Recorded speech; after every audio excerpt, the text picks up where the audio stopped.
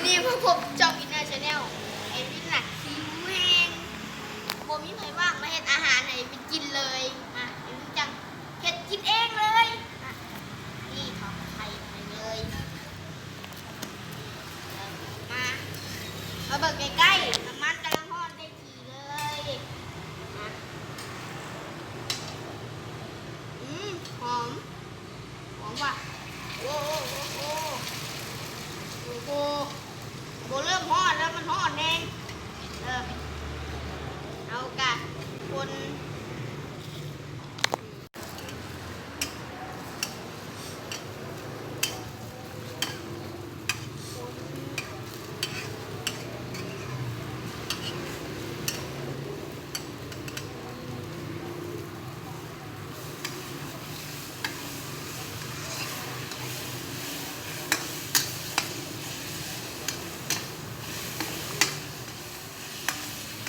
เริ่มหอมแล้ว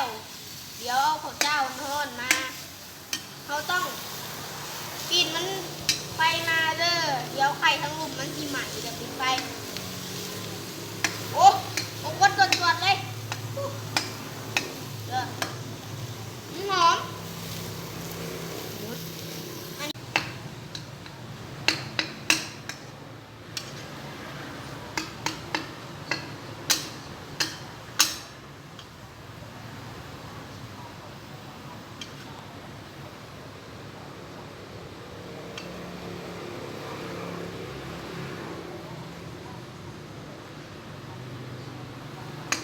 ข้าวทอดครับตัวไข่ปลากระป๋อง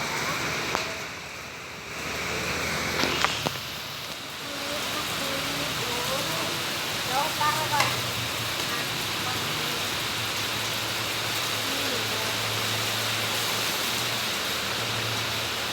ต้องให้มันสวยงามดอกเขากินเอง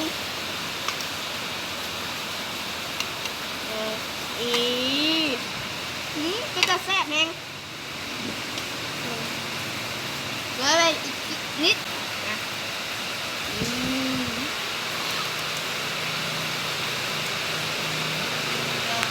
นี่จะกับเผาเนาะ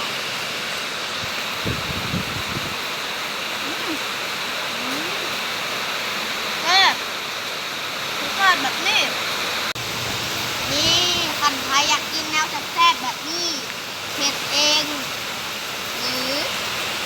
ไอ้มินซีซอนเราซอนดีกว่าเอาไข่มาตีใส่กับปลากระป๋องเพื่อให้ปลากระป๋องมันแหลกๆน้ำเดือดเดี๋ยวติดคอคันใครอยากหยำปลาก็ต้องหุงมันแหลกนี่หัวไข่ใส่ปลากระป๋องกับเขาทอดมาเข้าสิมากินให้น้ำลายให้กินอิ่มเด้อ